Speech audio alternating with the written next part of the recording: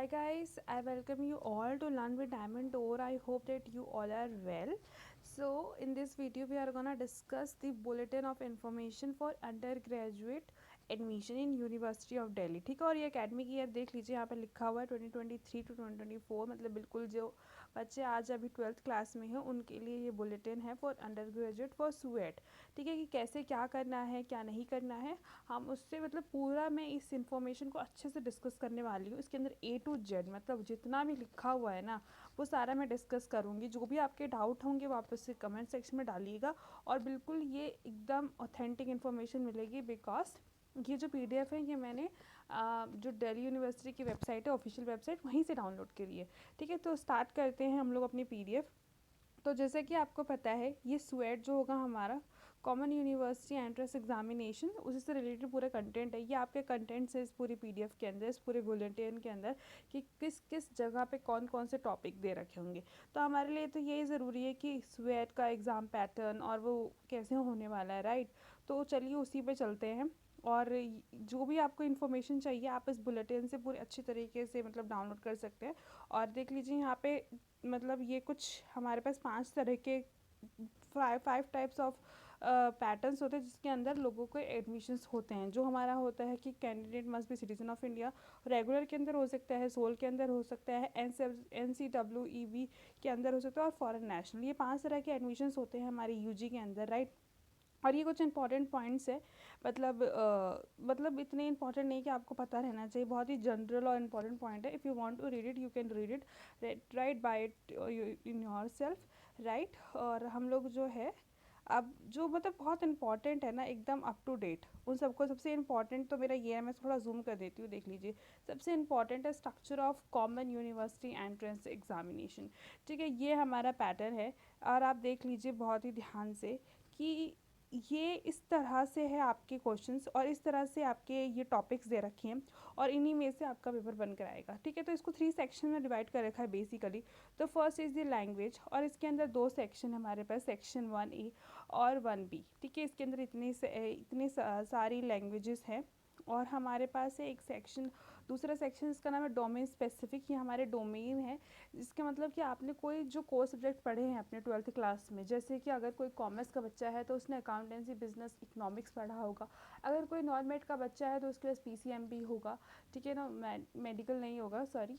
और अगर कोई मेडिकल का बच्चा होगा तो उसके अंदर होगा बायोलॉजी। ठीक है, तो वो हमारे प्लस और भी कुछ सब्जेक्ट्स है, like physical education, political science, physiology, entrepreneurship. ये कुछ सब्जेक्ट है जो हमारे CBSE में बहुत कॉमन नहीं है, राइट। तो उन्होंने इसको भी इंक्लूड कर रखा है ताकि किसी भी बच्चे को किसी भी तरह की मतलब तकलीफ ना हो।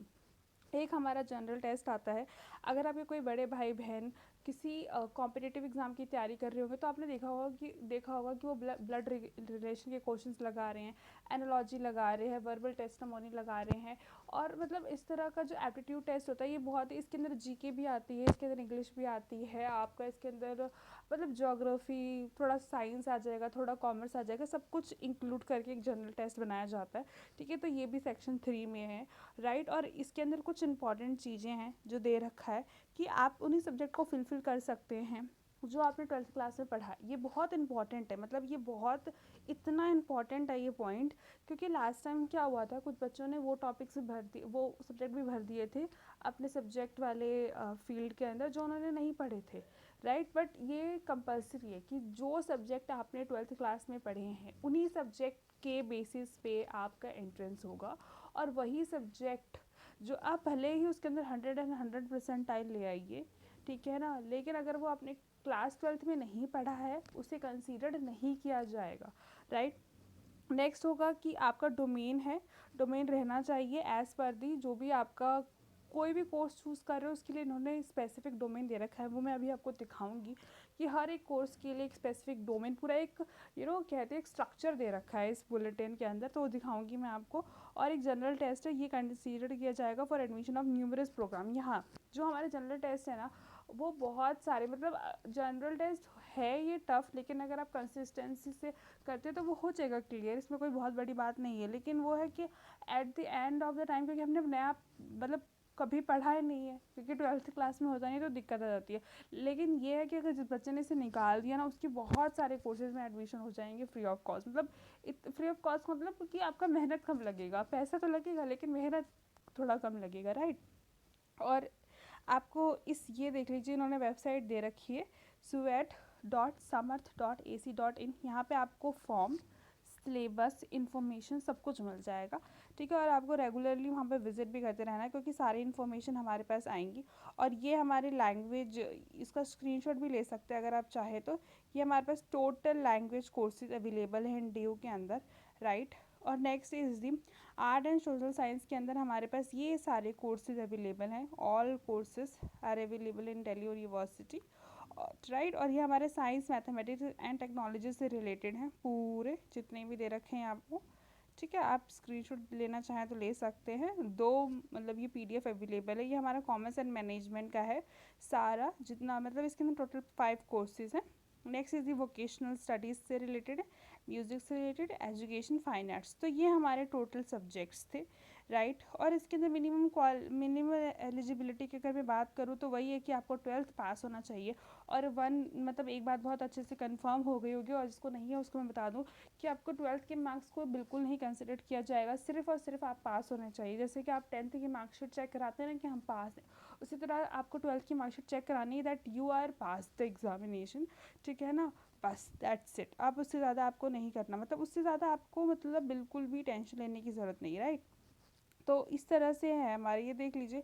इसके अंदर ना 2 लिस्ट डिवाइड कर रखी है। एक जो लिस्ट है यहाँ पे, candidate must appear in at least 1 language from the following, ठीक है। ये लिस्ट 1 जो आपको दिख रही है ना, दिस वन, ठीक है, ये वाली लिस्ट, ठीक है। इसके अंदर हमारा ये लिस्ट 1 है, जिसके अंदर सिर्फ और सिर्फ सब्जेक्ट के बारे में बोला गया है, ठीक है, only and only subject, right. Next is that domain specific है, ये लिस्ट बी है पूरी, जिसके अंदर हमारे पास कुछ 18 सब्जेक्ट है। और उसी मतलब क्या है, लिस्ट बी के अंदर एक B1 है एंड उसके पास उसका B2 है, मतलब इसके 2 सब हेड है, ठीक है। वो देख लीजिए, ये जो हो जाएंगे लिस्ट 1 के अंदर वो कॉमन सब्जेक्ट है जो आपको ऑलमोस्ट हर स्कूल में दिखेंगे पढ़े हुए।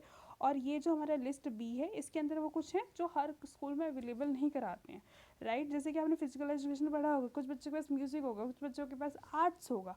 तो इस तरह का उन्होंने डिफ्रेंशिएशन करके दिया है, राइट गाइस। मैं आपको एक एग्जांपल के तौर पे समझा देती हूँ कि कैसे इसके अंदर आपको इन्फॉर्मेशन लेनी, क्योंकि इट्स नॉट पॉसिबल कि मैं पूरी आपको एक एक कोर्स के बारे में इन्फॉर्मेशन दे पाऊँगी, ठीक है। मैं आपको बता देती हूँ आपको कैसे चेक करना है, ठीक है। जैसे कि यहाँ पे लिखा हुआ BA ऑनर्स अरेबिक, इसका मतलब ये बैचलर ऑफ आर्ट्स है, और ये अरेबिक मतलब लैंग्वेज कोर्स है, राइट। और जो टेबल में आपको दे रखा है that is your programme specific eligibility, ठीक है ना। प्रोग्राम स्पेसिफिक एलिजिबिलिटी दे रखा है।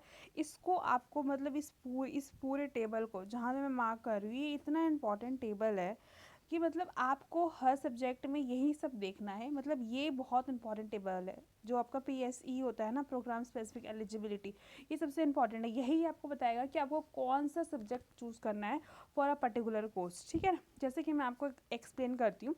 यहाँ पे लिखा हुआ है candidate must appear in CUET in any of the following subject, combination में दे रखा है इन्होंने, ठीक है। तो पहला कॉम्बिनेशन 1 है, उसके अंदर बोल रहा है अगर अरेबिक आपने लिया तो अरेबिक फ्रॉम लिस्ट ए, आपको लिस्ट ए से, मैंने आपको दिखाया था ना लिस्ट ए, जहाँ पे लैंग्वेज वाला कोर्स से लैंग्वेज सारी दे रखी थी, मलयालम, मराठी, इंग्लिश, पंजाबी, ठीक है। उसमें से आपको अरेबिक चूज़ करना है। फिर उसके बाद any 2 subject from the list B, you remember list B के अंदर हमारे पास 2 सब हेड थे, B1 एंड B2। तो उसके अंदर से आपको क्या करना है, कोई 2 सब्जेक्ट चूज़ करना है जो आपने 12th क्लास में पढ़े हो, प्रोवाइडेड, मतलब कंडीशन के साथ चलिएगा। Next is that any 1 subject from either be, मतलब लिस्ट 1 मतलब लिस्ट B1 से आप ले सकते हैं, B2 से ले सकते हैं, जिसका मतलब आप इधर मतलब दोनों में से कोई एक लिस्ट में से एक सब्जेक्ट उठा लीजिए, ये तो एक हो गया। Next is that any 1 subject from the list, कोई भी सब्जेक्ट, पहले में अरेबिक कंपल्सरी था बट इसके अंदर एनी 1 मतलब it can be English as well, right. उसके बाद आता है any 2 subject from the list B1, आप लिस्ट B1 से कोई भी 2 सब्जेक्ट उठा लीजिए, और any 1 subject from either list B1 और B2, और फिर उसके बाद कोई भी सब्जेक्ट उठा लीजिए। तो ये 2 कॉम्बिनेशन से अगर आपने कोई भी एक क्राइटेरिया पूरा कर दिया, आपका इसके अंदर एडमिशन हो जाएगा। फिर नेक्स्ट जो होता है ना, वो आपका दिया होगा इस तरह से टेबल में, और टेबल की हेडिंग है आपको ऑफर्ड बाय द कॉलेजेस, यहाँ पे कॉलेजेस के नाम होंगे, ठीक है, कि कितने जो कॉलेजेस है वो इस कोर्स को देते हैं। तो इसके अंदर सिर्फ जाकिर हुसैन कॉलेज दिख रहा है जो दिल्ली यूनिवर्सिटी का है, ठीक है। बस यही एक कॉलेज है जो इसके अंदर आपको सीट्स प्रोवाइड करता है, ठीक है। देख लीजिए, अंडर रिजर्व कैटेगरी के लिए 12 है, ओबीसी के लिए 8, एससी के लिए हमारे पास 4, एसटी के लिए 2, इस तरह से दे रखा है। तो ऐसे ही दिया जाता है। और बहुत जैसे कि मतलब बिकॉज बहुत ज़्यादा जो पूछा जाता है वो कॉमर्स के अंदर बीकॉम ऑनर्स का पूछा जाता है, तो मैं आप उसके लिए आपके लिए कर देती हूँ।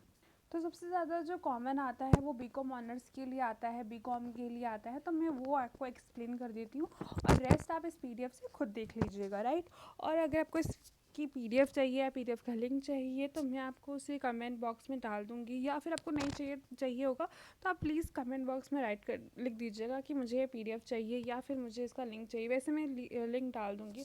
और अगर आप नहीं ढूंढ पाते तो आप बहुत ही सिंपल है, वेबसाइट www.du.ac.in, वहाँ पे आपको यूजी एडमिशन्स के अंदर जाना है, एवरीथिंग यू गॉट इट, और फिर हर सब कुछ सॉर्ट हो जाएगा, ठीक है। तो मैं आपको इसके लिए एक्सप्लेन कर देती हूँ, जैसे कि बिल्कुल हर एक मतलब सेम पैटर्न है। पहले आपका उसका नाम दिया होगा कोर्स का, उसके बारे में थोड़ी इन्फॉर्मेशन, एंड देन आपका PSE बॉक्स होगा, that is programme specific eligibility. और आपको इस बॉक्स को, जो ये वाला बॉक्स है जिसको मैं हाईलाइट कर रही हूँ, मतलब this box is very much compulsory, ठीक है। अब जैसे कि मैं इसके अंदर आपको eligibility criteria for BCom honours की बताने जा रही हूँ। तो इसमें लिखा हुआ है, इसके अंदर भी 2 कॉम्बिनेशन है। लिखा हुआ है any one subject from list A, मतलब कोई भी सब्जेक्ट आप लिस्ट ए से चूज़ कर सकते हैं, कोई भी हो सकता है। इट कैन बी मतलब it can be any subject, English, Hindi, Marathi, Malayalam, Punjabi, अरेबी, कुछ भी हो सकता है, ठीक है। नेक्स्ट उसके बाद होगा मैथमेटिक्स और अप्लाइड मैथमेटिक्स है, ठीक है।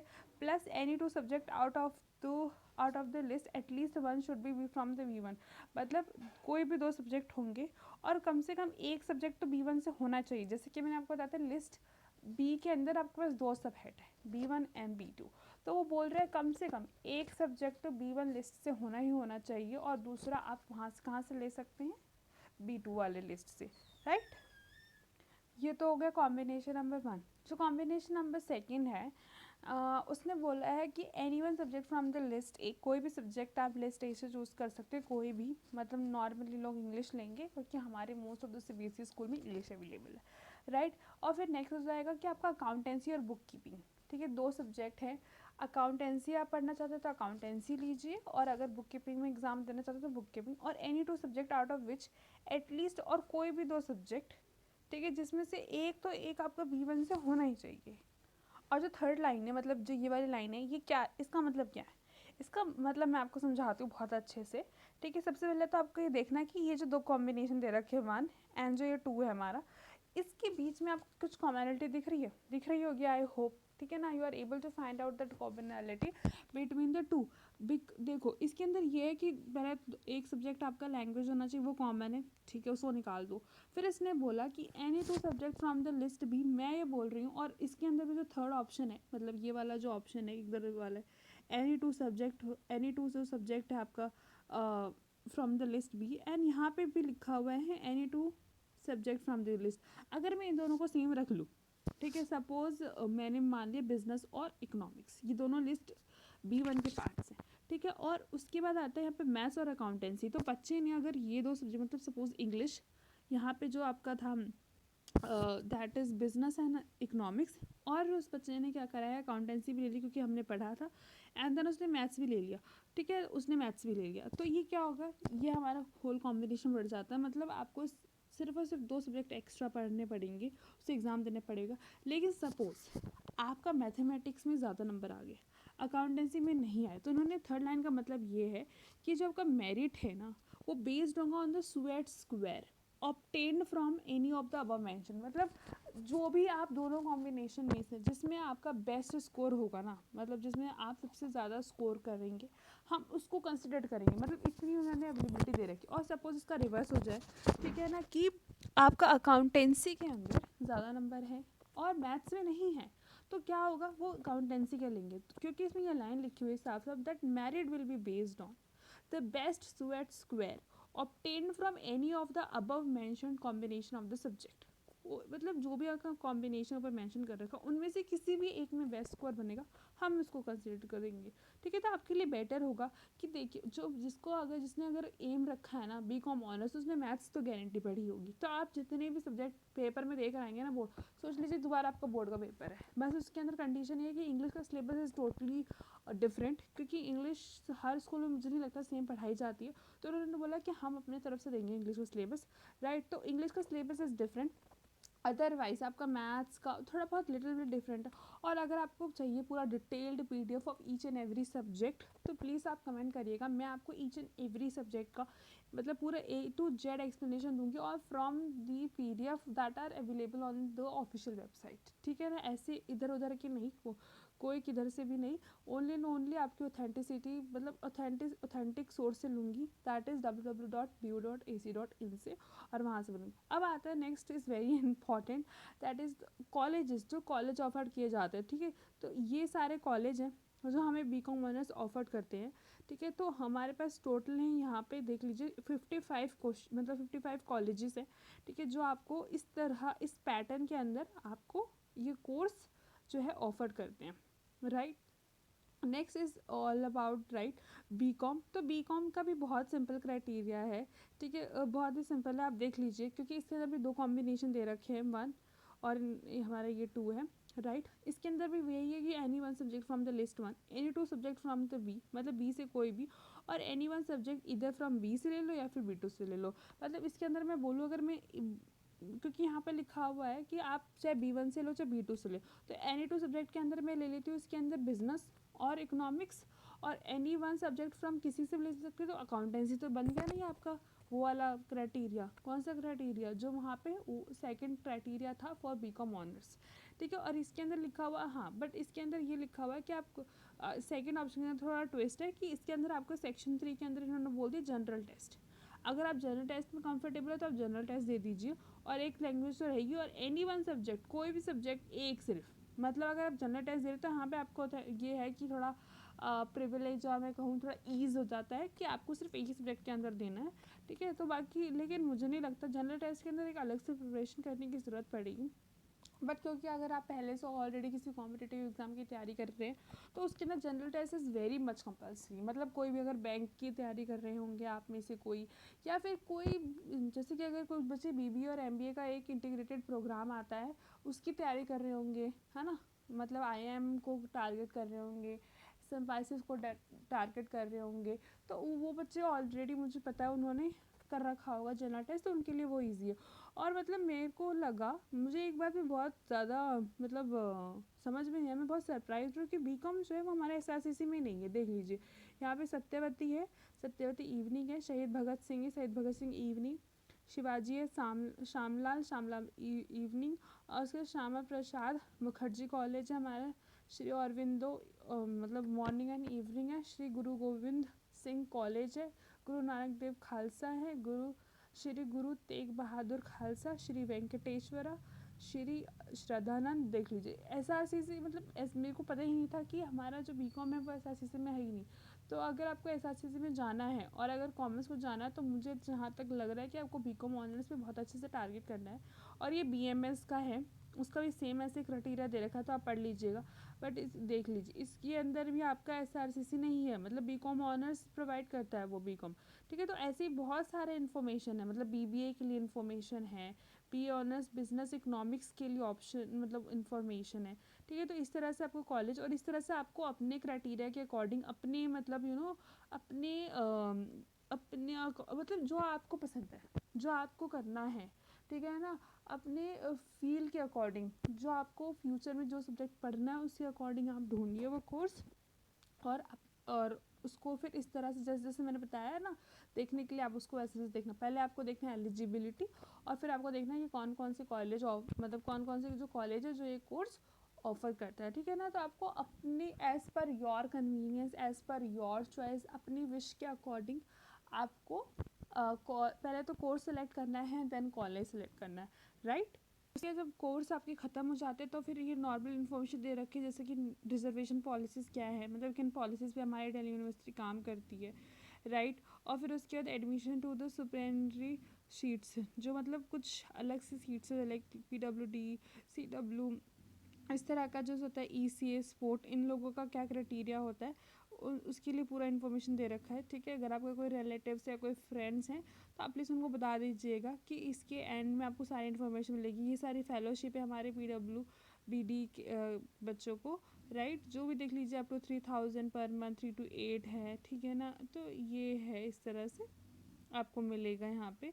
और चिल्ड्रन और हमारा CW जो लोग हैं आर्म फोर्सेस के अंदर हैं, ठीक है, तो उनके लिए ये सारे हैं। कश्मीरी माइग्रेंट्स इनके लिए है। और जो भी नॉमिनेशन फॉर द सिकमी शीट्स के लिए, या फिर prime minister special scholarship for JNK students, अगर किसी के parents already university of Delhi, तो उनके लिए कोटा है। ऑर्फेंस कोटा ये हमारा ECA के लिए ये है। ठीक है, इस तरह से सारी इन्फॉर्मेशन ये हमारे माइनॉरिटी कॉलेजेस के लिए है। ठीक है, तो यही सारा है। और कुछ इंपॉर्टेंट मतलब कॉम्बिनेशन एनेक्सर प्रोग्राम, मतलब एनेक्सर दे रखा है कि अगर आपको अभी भी नहीं समझ में आया तो कुछ यहाँ पे यहाँ से ले लीजिए, राइट। मतलब ये कॉम्बिनेशंस के लिए, मतलब अगर आप कॉम्बिनेशन में कोई कोर्स अडॉप्ट करना चाहते हैं, ऑप्ट करना चाहते हैं, तो वो उसके लिए है। जैसे कि economics plus food technology, economics plus mathematics, ठीक है, इकोनॉमिक्स प्लस साइकोलॉजी, तो इस तरह से है। तो अगर आपको इस तरह से चाहिए तो आप देख लीजिएगा, वो एकदम लास्ट में आपको मिल जाएगा सब कुछ। So this is all about today's video. If you have any doubt guys, if you have any, मतलब अगर थोड़ा सा भी डाउट है ना, मतलब फॉर्म भरने से पहले, फॉर्म भरने तक, उसके बाद, तो आप प्लीज़ कमेंट करिएगा। मैं आपको पूरा अच्छे से इन्फॉर्मेशन दूंगी। और बहुत डिटेल्ड में मैंने आपको एक एक वर्ड बुलेटिन ऑफ इन्फॉर्मेशन को समझाया है। बट अगर आपको स्टिल कोई डाउट है तो आप प्लीज़ बता दीजिएगा। और क्योंकि फॉर्म्स आ गए हैं, मतलब उसकी लास्ट डेट भी है, आपको पता होगी। नहीं पता तो कमेंट सेक्शन में ज़रूर कमेंट करिएगा, और नहीं तो मैं बताऊँगी, ऑफकोर्स मैं बताऊँगी। ठीक है, और अगर आप चाहते हैं कि मैं एक फॉर्म, मतलब कैसे how to fill the form of स्वेट, ठीक है, उसके ऊपर भी अगर आप वीडियो चाहते हो तो प्लीज़ कमेंट करिएगा। और if you like the video, then do like, share, subscribe. I am very thankful to you. Bye bye guys, and take care, and wish you all the best for your board exam, and of course for the sweat, right? Bye bye guys.